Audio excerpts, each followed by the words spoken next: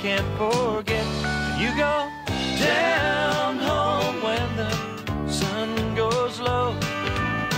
Head off the highway to painted western sky. Walk down a worn path through the back door, cooking in the kitchen and the kettle is warm. Then you sit down home.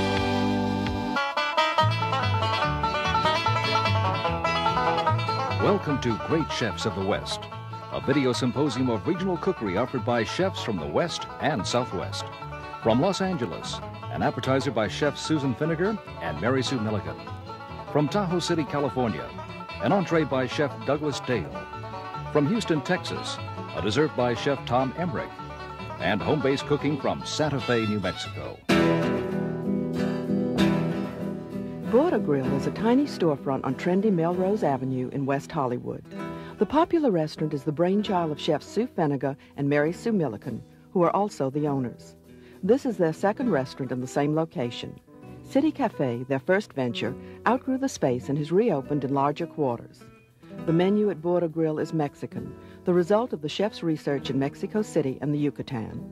Their appetizer for this program is green corn tamales, a variation of a traditional sweet tamale made with fresh corn and milk. We're going to start with fresh corn and remove the husks by chopping off the end of either end of the ear evenly, and then peeling off the husks, trying to get them off in one piece, each of them. So these corn husks we're going to drop into the boiling water and let them soak in there and simmer in the water for 10 to 15 minutes. In the meantime, we're going to run the knife down each row of kernels.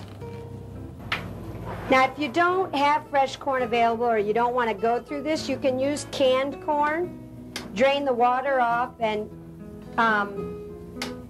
go through the same process. Actually, what you do, though, is you would throw that corn into a Cuisinart, or in order to actually break it up, which is what we're doing here. Then we want to take the dull side of the knife to scrape all the good corn out of the inside of the kernel. First on the one. Also, it's really nice for your skin. Yes. The corn, the husk will be completely empty, and it'll only have the outside of the kernels on it. Put all the corn and the juices into the saute pan. The corn is sautéed in butter. You don't need that part. So what'll happen is that the juice will start to boil and the corn will begin to cook. Where's this, it says. This is heavy cream or whipping cream, manufacturing cream.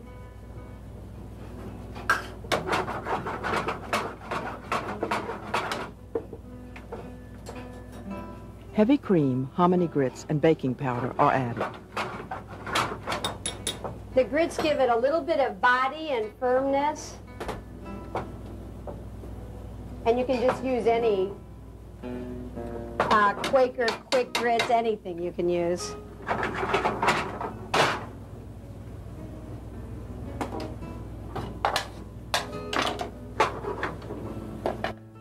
Simmer over medium heat for about 5 minutes, stirring constantly to thicken the mixture and cook out the natural starch. Let the filling cool before assembling the tamales. The corn husks are drained and cooled until they can be handled.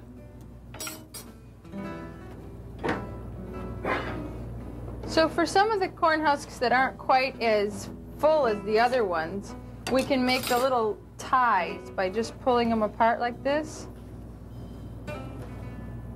and making little strips to tie the tamales with. And then after it's cooked, taste it to make sure you adjust the seasoning before you pull it off.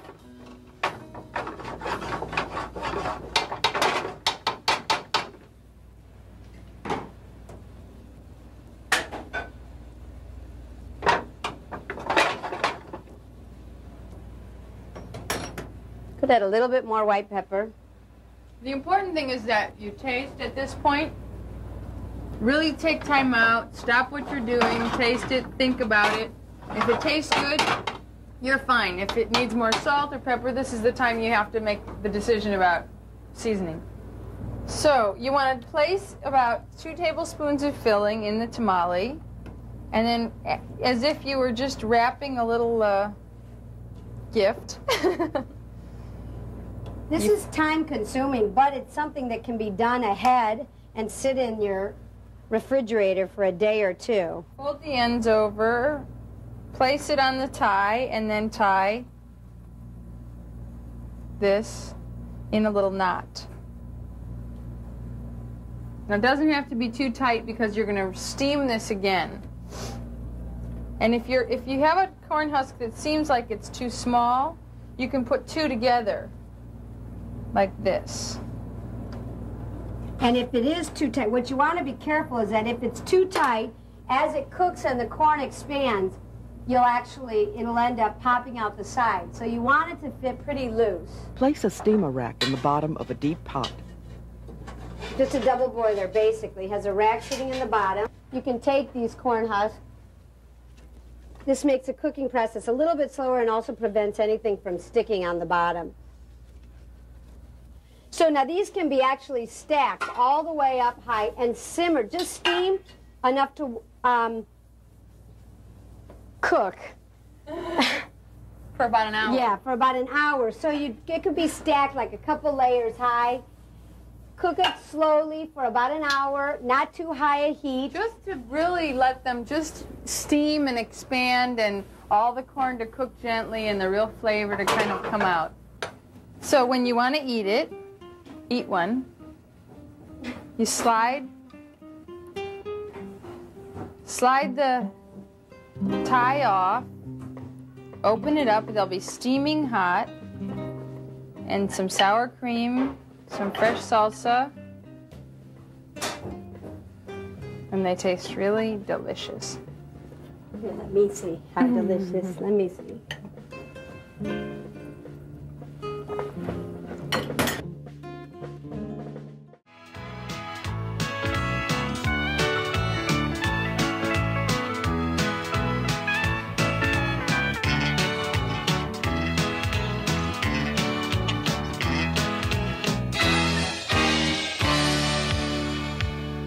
There's a road headed to the west, and it's calling me back again.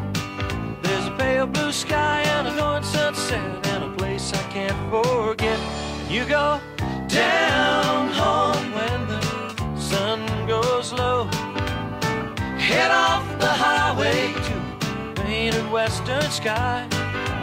Walk down a worn path through the back door, cooking in the kitchen and the kettle is warm.